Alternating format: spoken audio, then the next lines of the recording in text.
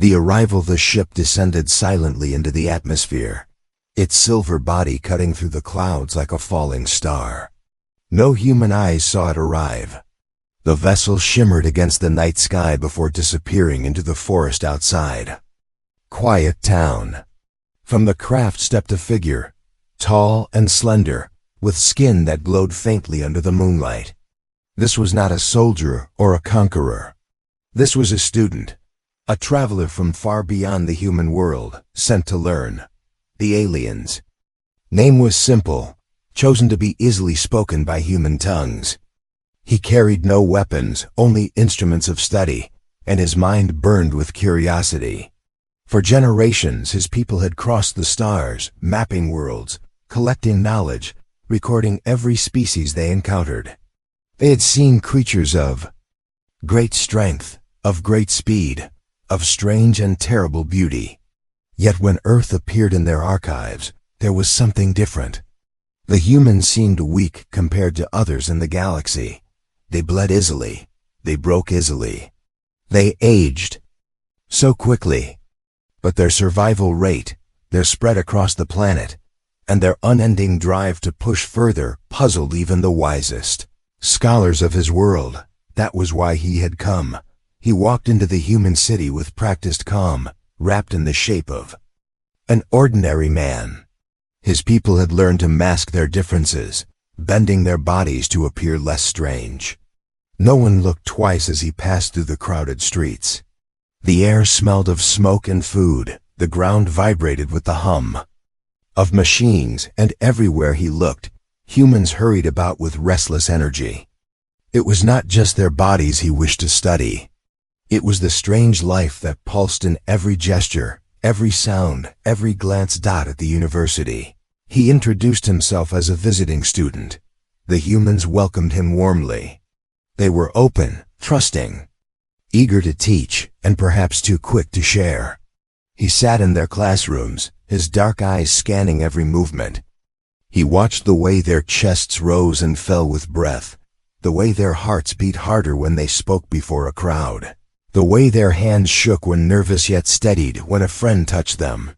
He filled his notes with endless observations. But the more he saw, the less he understood. One evening, he sat quietly in a laboratory while human students examined samples under glass. A young man cut his finger on a slide and hissed in pain. Blood welled bright red, and at once the skin began to close, thin and delicate, yet already repairing. The alien leaned closer, fascinated. In his people, wounds sealed instantly by controlled cells, efficient and perfect. But here, the healing was slower, uncertain, messy, yet unstoppable. Something about it drew him in. The body was not designed to be flawless.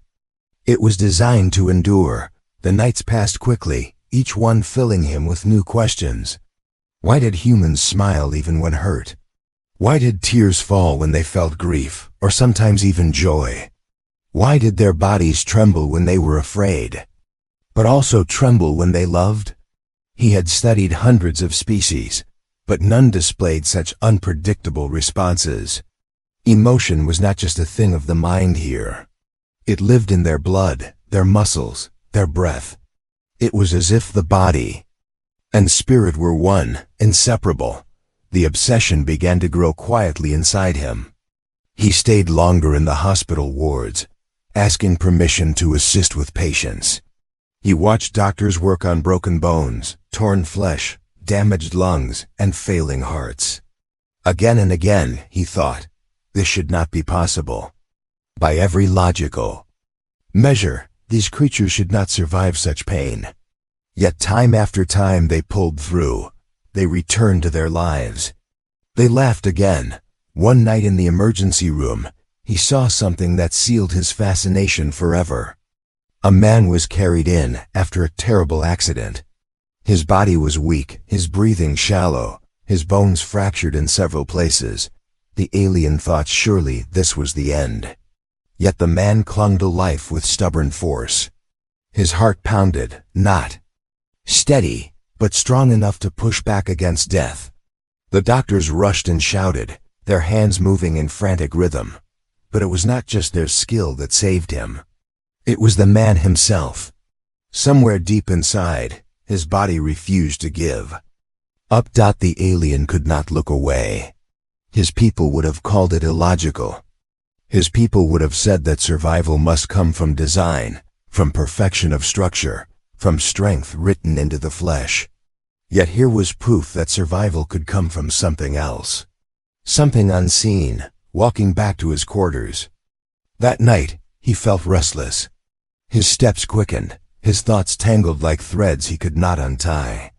He remembered every detail, the pale face, the trembling chest, the slow but steady return of color as the man pulled himself back from the edge.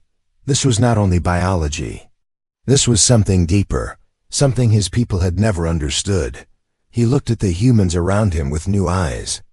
The jogger running past in the park, breath ragged but determined. The old woman walking slowly with her cane, each step heavy yet unyielding.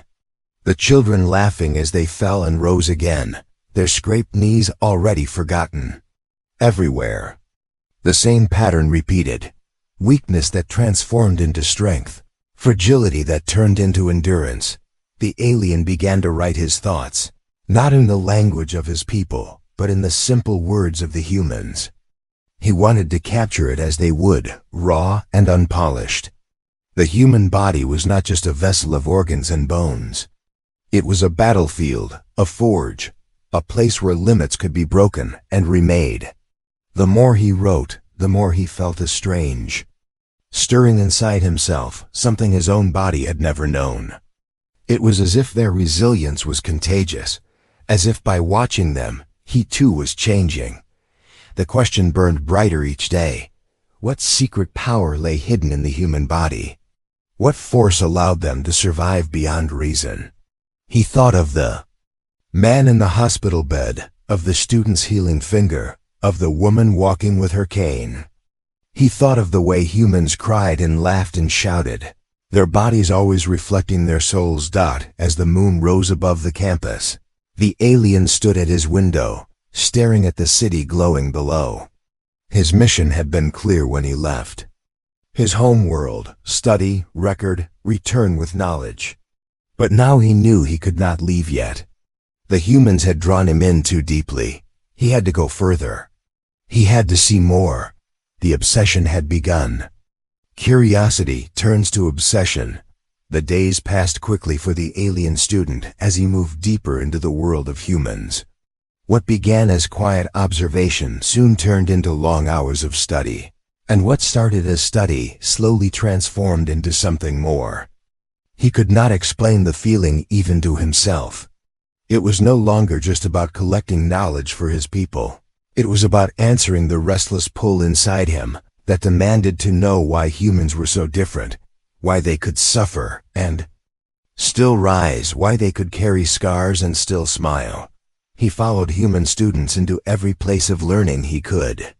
In the anatomy rooms he leaned over tables as they examined muscles and organs.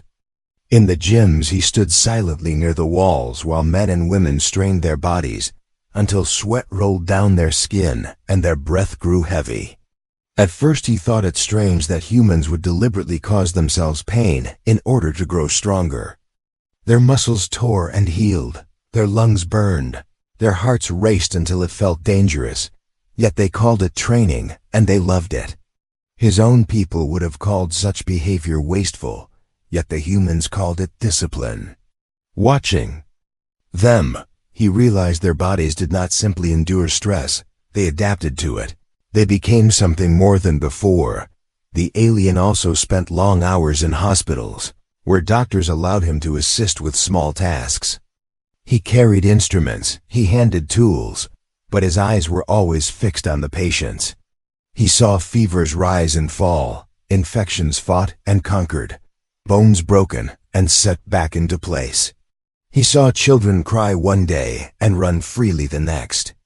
He saw men carried and unconscious only to walk out days later. Each moment filled him with questions. It was not just their bodies repairing themselves. It was the way they refused to surrender, even when pain tried to crush them. It was as though some invisible hand pushed them forward, some secret force hidden beneath the skin. One night he sat beside a woman who had lost the use of her legs after an accident. She should have been helpless, yet she looked at him with a calm strength. She told him she would walk again. Her voice carried no doubt. He wanted to believe her, but reason told him it was impossible. Weeks later he returned to find her taking her first slow steps with support, and the fire in her eyes was brighter than the pain etched into her face. He had never seen such defiance against limitation. His notes filled with lines of thought. Yet no explanation seemed enough. As time passed, the alien grew restless. Observing was not enough anymore. He wanted to understand what happened inside the human body during these moments of struggle.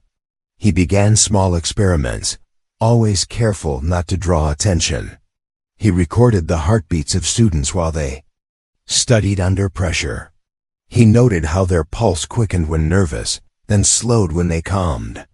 He watched as adrenaline flooded their bodies when startled, giving them sudden strength or speed.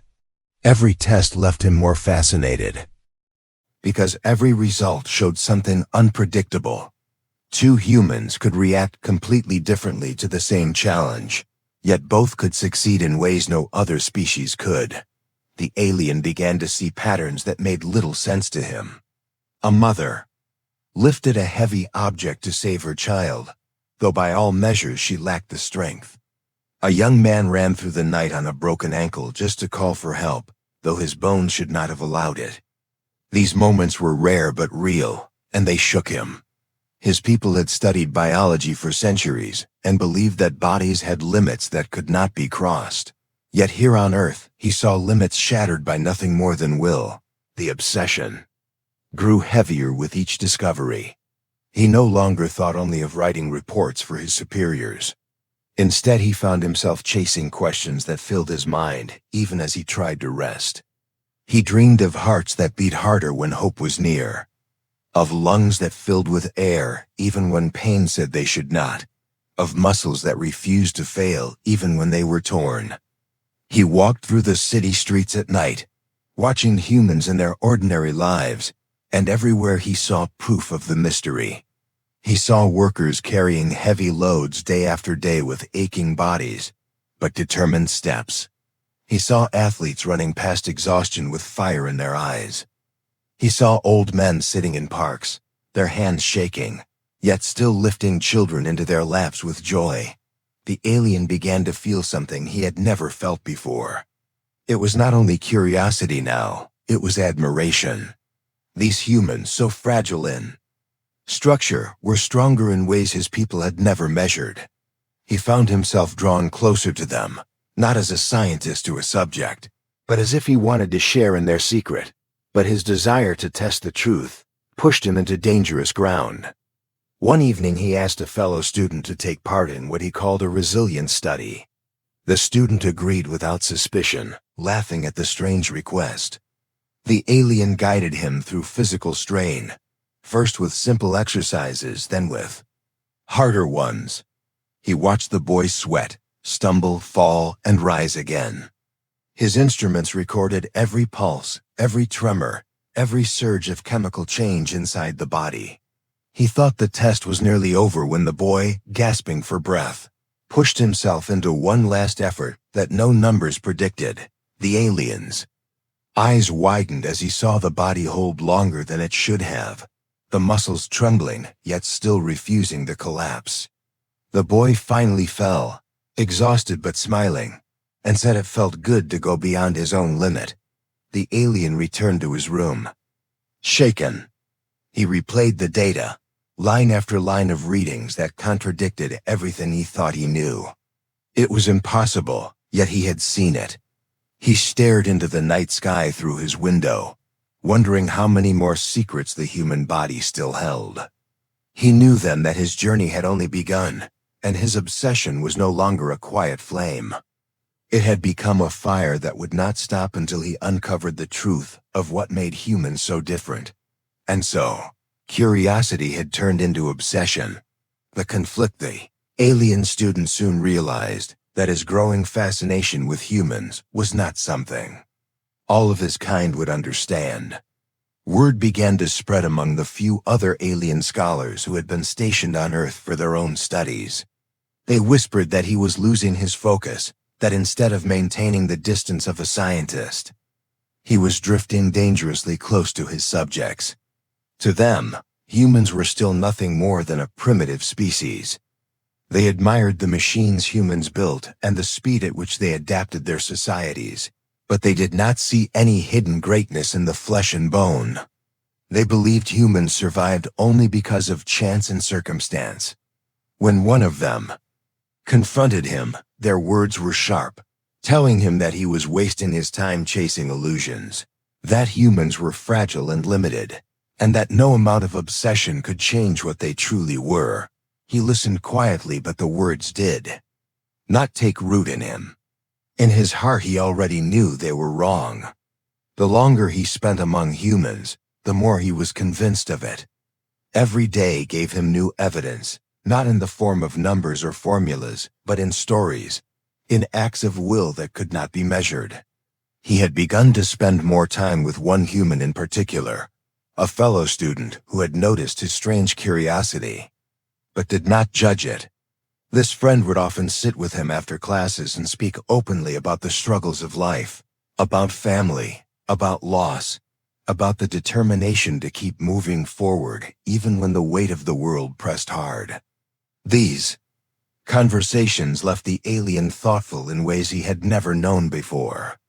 He was beginning to understand that survival for humans was not only about the body, but also about spirit. Then came the crisis that tested everything he had learned. One afternoon, the campus was shaken by an accident. A transport vehicle lost control near the gates and struck a crowd of students. In an instant there was chaos, screams filling the air, people running in every direction. The alien rushed forward, his eyes capturing every detail, not as a cold observer, but as someone desperate to help. He saw humans lying injured, some unable to move, others in shock.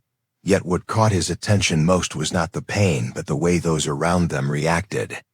Students who had been untouched threw themselves into the wreckage to drag others to safety. Blood stained their hands, but they did not stop. Even those who had been hurt themselves crawled to assist others. He could see their bodies failing, yet their will pushing them onward. In the confusion he found his friend, who had been among those struck.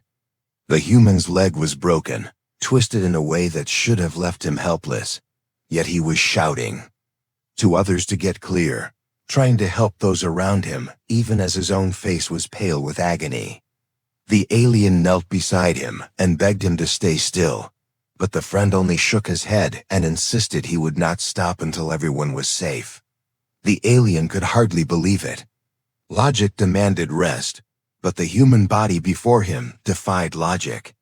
He could see the pain carved into every line of the face, yet the heart still beat faster, the muscles still twitched with effort. The hands still reached out. The emergency teams arrived quickly, sirens flashing red against the fading light. Doctors and nurses worked with practiced speed, lifting the wounded, calming the frightened.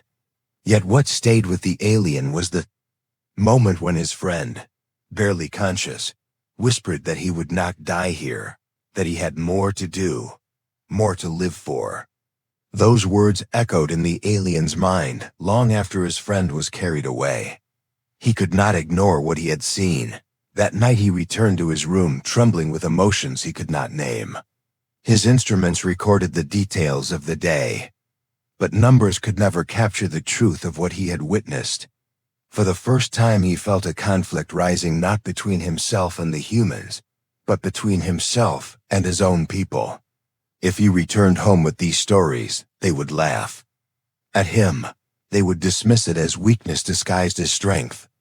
Yet he knew deep inside that what he had seen was real and powerful. The next day, he visited the hospital where his friend had been taken. The leg was bound in heavy casts, the body still weak, but the eyes burned with the same fire as before. His friend joked about the accident, laughed even, saying that pain was nothing compared to being alive. The alien asked quietly how he could still laugh when his body was broken. The human answered simply that the body was only part of the fight, that the mind and the heart mattered just as much, and sometimes even more. Those words struck him deeply, as if unlocking a door he had not known was there. As days turned into weeks, the alien watched his friend begin to recover. The process was slow, painful, filled with moments where failure seemed certain, yet the human pushed through it with stubbornness that no science could explain.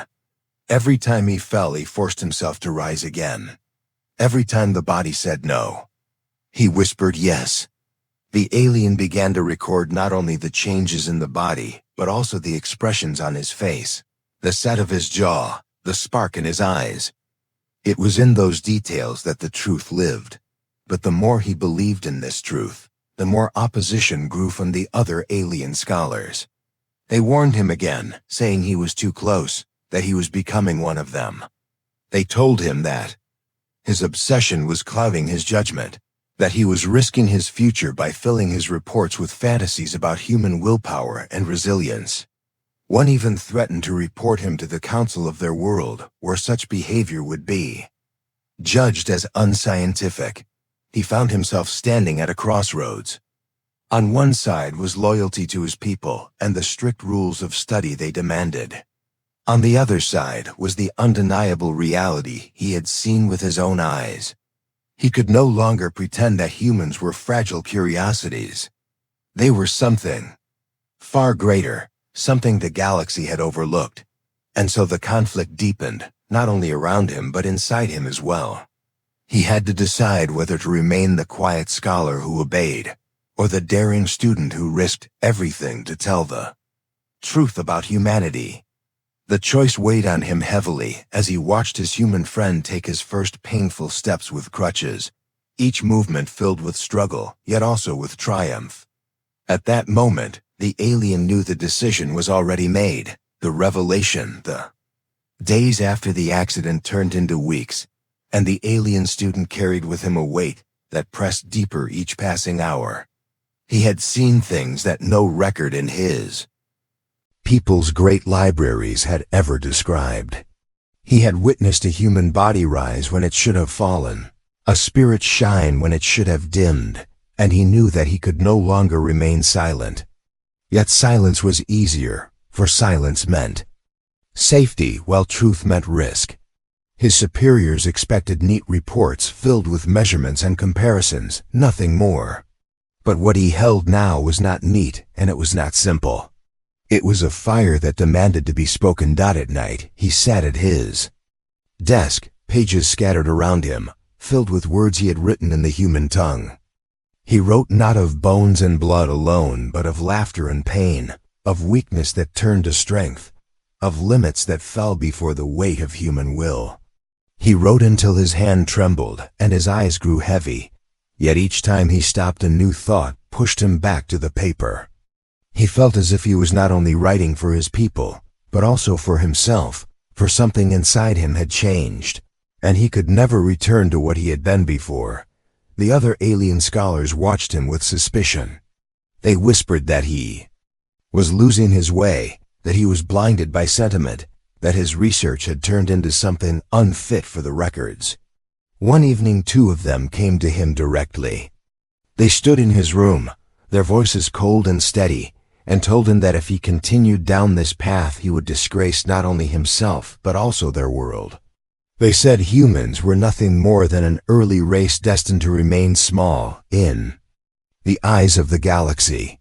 They said the council would never accept such wild claims about spirit and will. They urged him to erase his writings and return to proper study. But he could not. He remembered his friend in the hospital bed, bones shattered yet eyes full of fire. He remembered the woman who had sworn she would walk again and had taken her first steps. He remembered the students dragging each other from wreckage, hands bleeding yet hearts unbroken. These memories were carved into him like marks upon stone.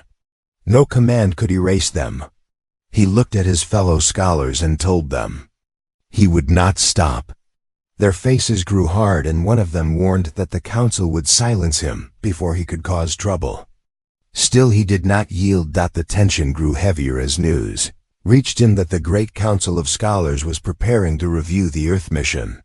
Every student would have to present findings before the assembly, and it was clear that his turn would come. The thought filled him with both fear and determination.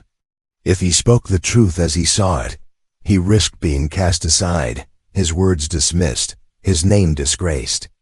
But if he remained silent, the mystery of humanity would stay hidden in shadows, and the galaxy would never know what he had seen. As the day approached, an unexpected event shook the campus. A sudden fire broke out in one of the tall buildings where students lived. Flames spread quickly, smoke poured into the sky, and alarms rang through the night. The alien ran with the others toward the scene, his heart pounding as he saw humans rushing out of the building while others ran back in. He stood frozen as he watched them. Some were injured, coughing from smoke, but still they went back to save friends. One young woman carried another on her shoulders, her body shaking with strain, yet refusing to stop until she had brought her friend to safety. A group of men formed a line, passing buckets of water and pulling others from windows, ignoring the danger to themselves. The alien felt a chill rise through him. This was the very proof he had been searching for. Fire should have driven them all away. Fear should have held them back, yet their bodies moved forward, powered by something unseen. Pain and danger became nothing before their will. He joined them, helping to steady a ladder, his hands burning from the heat, but his mind racing with understanding. This was it. This was the truth. When at last the fire was controlled and the last of the students were safe, the alien stood in the smoke-filled street, his chest rising and falling, his eyes filled with wonder.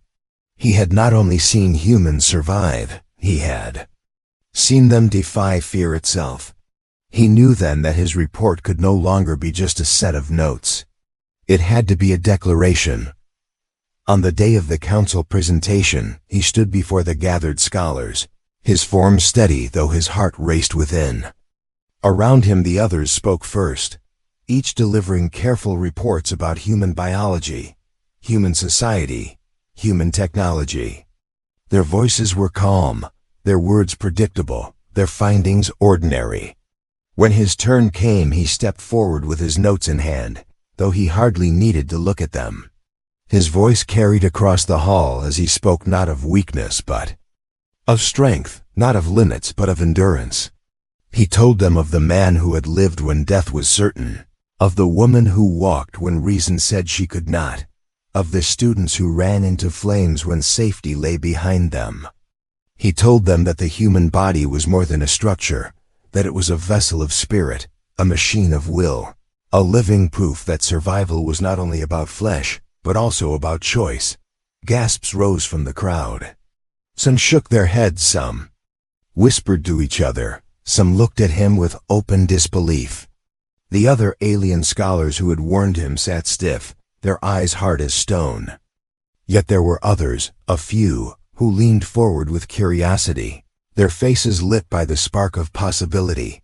Before the debate could begin, before the council could dismiss his words, the doors of the hall burst open.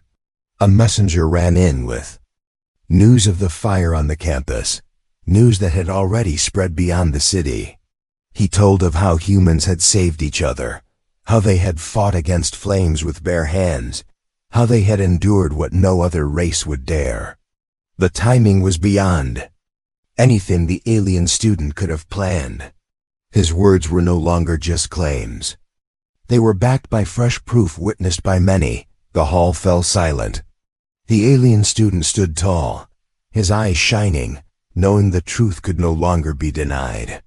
He had found the revelation he sought, and now the galaxy would have to face it.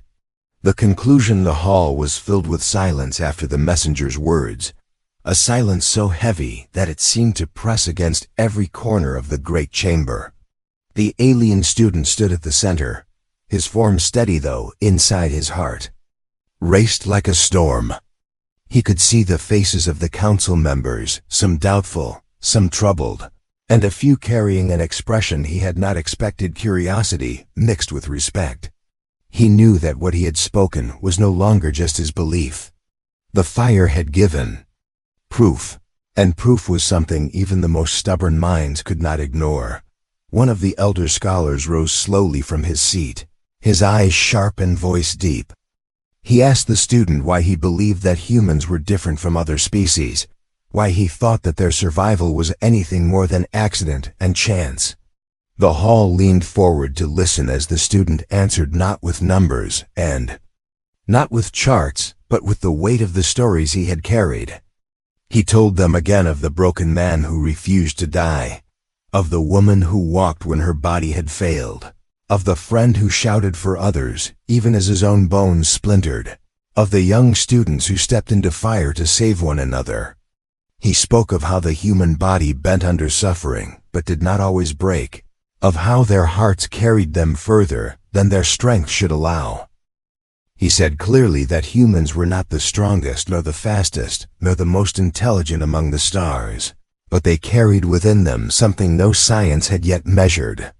They carried the ability to choose to endure, to push beyond what their bodies declared as the end. It was not logic, it was not design, it was will. And will, he said, was the most powerful force he had ever witnessed. The words echoed in the chamber. For a long moment no one spoke. Then debate began, sharp voices rising against him, calling his claims foolish, unscientific, dangerous. But among those voices were others that urged caution, that admitted the reports of human endurance could not be ignored. The argument grew, but the student did not falter. He stood tall, knowing that whatever judgment came, he had spoken the truth as he had seen it. At last the council dismissed the gathering, saying more study was needed, more evidence must be gathered, and that the question of humanity would not be decided that day. But as the student left the chamber, he felt no defeat. He had planted the seed, and once planted, truth had a way of growing. When he returned to the campus, he found his friend waiting for him. The human was still walking, with a cane, his steps uneven, but his smile wide and alive. He asked what had happened in the great hall, and the student told him everything. The human listened and laughed softly, saying that perhaps the council would never understand, but it did not matter, because the truth of being human was something that could only be lived, not argued. Those words sank deep into the student's mind. Over the next weeks the student continued to watch as his friend healed. The progress was slow, painful, filled with setbacks, yet never once did he give up. Each day he grew a little stronger, each step more steady. One evening as the sun fell behind the buildings, the alien walked beside him across the campus. The friend stopped, leaned on his cane, and looked up at the sky. He said that humans had always dreamed of the stars, even when they had nothing but fire and stone. They had always reached higher than their bodies allowed. That was what made them human. The alien listened and felt a strange warmth rise within him. He realized that he had come to Earth as an observer, a scholar sent to record and return. But now he was no longer only that. He was changed. The resilience of humans had touched him, had seeped into his being, and he knew that when he returned home he would not only carry knowledge but also a part of humanity itself. When at last his time on Earth came to an end, he walked through the city streets one final night. He saw the joggers still running until their chests ached, the workers carrying loads with tired arms, the old men steadying their steps as children laughed around them. He saw scars carried with pride, smiles that rose even through pain, hearts beating with hope. He understood now that this world was not perfect, and its people were not without weakness. But their strength was not in perfection, it was in the way they faced imperfection and refused to bow to it. As his ship rose into the sky, leaving Earth behind, he looked down at the blue planet glowing in the dark. He whispered softly that they were more than his people had ever believed. They were fragile, but they were also unbreakable. They were simple, but also endless. They were human. When he stood again before the council on his home world, he gave his final report. He did not speak with hesitation. He told them plainly that humanity was to be respected, not dismissed. He told them that though humans lacked the power of great empires and the wisdom of ancient species, they carried within them the rarest gift of all, the ability to decide that limits were not final. He ended his words with a single truth that silenced the room. Humans, he said, were not special because of their bodies, but because of their will to rise above them. The council sat in silence, their judgment not yet spoken, but he knew it no longer mattered. The truth was out. His people would never look at Earth the same way again. And somewhere deep inside, he felt that the humans themselves would one day prove it to the galaxy, not through words, but through the unyielding force of their own survival. And so the story ended where it had begun, with an alien student who came to study the human body and left having discovered something far greater. He had come searching for answers in flesh and bone, but he departed with a revelation carved into his soul that the strength of humanity was not in what they were made of, but in what they chose to become. The end.